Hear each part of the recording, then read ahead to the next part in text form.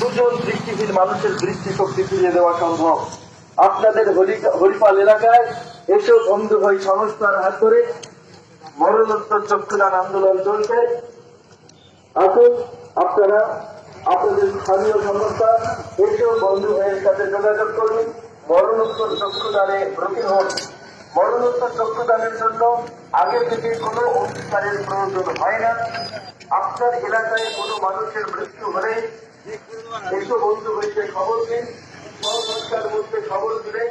আমাদের টেকনিশিয়ান, আমাদের এক্সপার্ট যারা রয়েছে বর্ণিয়া সংগ্রহে, তারা আজকের মৃতদেহ থেকে সংগ্রহ করবে এবং তা কলকাতার